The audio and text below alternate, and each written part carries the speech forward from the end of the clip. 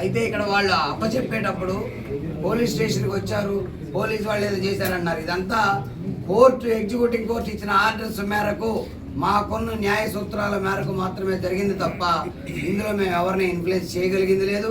ఏ రాజకీయ నాయకులు మాకు కలిసి వచ్చింది లేదు. ఈ ప్రభుత్వాల ద్వారా మేము పని చేయించుకున్నది లేదు. అంతా కూడా మేము కోర్టుల్లో, న్యాయస్థానాల్లో పోరాటం చేసుకుని అన్ని రకాల పరిస్థితుల్లో మేము న్యాయబద్ధం చెల్లిందే తప్ప అనవసరంగా వాళ్ళు ఏంటంటే వాళ్ళు వేరే ప్రయోజనం పొందాలనుకుంటే మరో రకంగా చూసుకోవాలి తప్ప ఆ పార్టీ మీదో ఈ పార్టీ మీదో ప్రభుత్వం. ఎందుకంటే 1984 నుంచి ఇప్పటికి అనేక పార్టీలు ప్రభుత్వాలు మారినాయి. ఏ ప్రభుత్వం ఎవరికి హెల్ప్ చేసింది లేదు. ఇక్కడ ఇలాగ 6 రోజులు డిలే అవుతోంది, మేము ఇలా మాట్లాడుకొని సంతకాలు పెట్టడానికి మాకు టైం అయ్యింది, డిలే అయ్యింది అని చెప్పి వేశారు. కానీ అంతకు ముందే వాళ్ళు ఏది అక్టోబర్కి ముందు పర్మిషన్ ఇచ్చినప్పుడే, సెప్టెంబర్లో పిటిషన్ వేసినప్పుడే ఒక అతనికి జీపీఏ ఇచ్చి, వాళ్ళందరి తరఫున ఒక అతనికి జీపీఏ ఇచ్చి అతనితోనే ఈ కేసు నడుపుకోవటానికి నిన్న పిటిషనర్స్గా ఎవరైతే సుప్రీంకోర్టులో ఉన్నారో కుర్రా మురళీకృష్ణ గారు, అలాగే ఆయనతో పాటు ప్రవీణ్ గారు కూడా వెళ్ళారని మీడియాలో విన్నా నేను. అయితే ఇచ్చి అలా ఉన్నటువంటి వాళ్ళు వీళ్ళందరి సంతకాలు అవసరంలా అఫిడవిట్కి, ఆ జీపీఏ హోల్డర్ ఒక్కడి సంతకం సరిపోతుంది. అయినా కూడా వాళ్ళు అదే చేసి ఈ వివరణ ఇస్తే సుప్రీంకోర్టు ఏం చేసింది అని అంటే 19వ తారీఖు ఒక రిజిస్ట్రీ లెటర్ ఒకటి ఆన్లైన్లో పెట్టిందండి. 19వ తారీఖు సుప్రీంకోర్టు రిజిస్ట్రీ ఒక లెటర్ ఆన్లైన్లో పెట్టింది. ఏమని పెట్టింది అని అంటే వాళ్ళు పిటిషనర్స్ అఫిడవిట్ 6 రోజులు డిలేతో ఫైల్ చేశారు. ఫైల్ చేసినప్పటికీ it's not conformity with court confirmation లేదు అని చెప్పి పెట్టారు. కానీ మళ్ళా ఇంకో లెటర్ కూడా రిజిస్ట్రీ ఆన్లైన్లో పెట్టింది. ఏమనంటే ఆన్ ఓరల్ సబ్మిషన్. ఇంతకుముందు మనకి ఒక 5 రోజులు 4 రోజులు కొత్త సిజిఐ గారు వచ్చిన తర్వాత ఓరల్ మెన్షనింగ్ అనేది రద్దు చేసి లెటర్ మెన్షనింగ్ అనేది పెట్టారు రిజిస్ట్రీలో. ఎవరైనా ఈరోజు అరెస్ట్ చేసేస్తారని కానీ, ఈరోజు కూల్ చేస్తారని కానీ, ఇంకా ఇతరత్ర కారణాలతో అర్జెన్సీ ఉంటే అటువంటి వారు కోర్టు బిగిన్ అయ్యే ముందు ఒక అరగంట ముందు రిజిస్ట్రీకి వెళ్ళి ఒక అప్లికేషన్ ఇచ్చి మాది ఈరోజు తీసుకోకపోతే మేము చాలా నష్టపోతాము, లాస్ అయిపోతాము అని చెప్పేసి మీరు లెటర్ పెట్టుకుంటే దాన్ని కోర్టు తీసుకుంటుంది.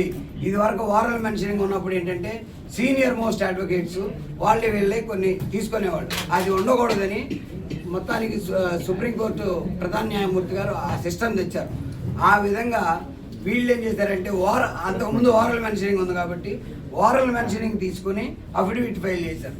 ఓరల్ మెన్షనింగ్ ఏం తీసుకున్నారండి, ఇలాగ మమ్మల్ని అఫిడవిట్ ఫైల్ చేయమన్నారు, 6 రోజుల డిలేతో మేము ఫైల్ చేస్తున్నాం కాబట్టి దానికి పర్మిషన్ ఇవ్వండి అంటే అఫిడవిట్ ఫైల్ చేయడం వరకు మాత్రమే సుప్రీంకోర్టు అనుమతించింది.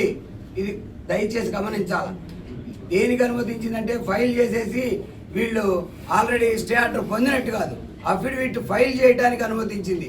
కానీ ఆ affidavit through proforma with delay condition file చేయాల్సిన బాధ్యత అక్కడ అడ్వకేట్స్కి ఉన్నది. ఆ డిలే కండిషన్ పిటిషన్ లేకుండా ఉట్టి అఫిడవిట్ ఫైల్ చేయడం ద్వారానే ఇది తీసుకోలేదు. కాబట్టి మళ్ళీ 4వ తారీఖు వీళ్ళు ఏం చేశారంటే ఆల్రెడీ వాళ్ళు ముందుకు వచ్చేస్తున్నారు, మేము ఆల్రెడీ అఫిడవిట్ ఫైల్ చేసాం, 6 రోజులు డిలేతో ఫైల్ చేసాం, అయినప్పటికీ కూడా లోయర్ కోర్టు ఖాతరు చేయట్లేదు. ఎప్పుడైతే ఆ పాత వారెంట్ కాపీ ఏదైతే ఉందో ఎగ్జిక్యూషన్ వారెంట్ కాపీ ఒకసారి ఇచ్చిన తర్వాత ఎగ్జిక్యూషన్ ఆగితే మళ్ళా వాయిదా వేస్తారు తప్ప కారణం ఏంటో తెలుసుకుని ప్రతిసారి రిటర్న్ చేయలేండి. అంటే మీకు తెలియపరుస్తున్నా అంత కోర్టు ప్రొసీజర్ తెలియపరిచి ఎందుకు ఆగింది అని అంటే సుప్రీంకోర్టు స్టే ఉందండి అని చెప్తే సరే ఆ స్టే తర్వాత డేట్కి వేస్తారు. అలాగనే ఈ వారెంట్ కూడా వాయిదా వేశారు. వాయిదా వేసినటువంటి వారెంట్ కాపీని తీసుకొని స్టే లేదు కాబట్టి 19వ తారీఖు ఆర్డర్ కాపీ ఏదైతే రిజిస్ట్రీ లెటర్ ఉందో ఏమని 6 days డిలే టైం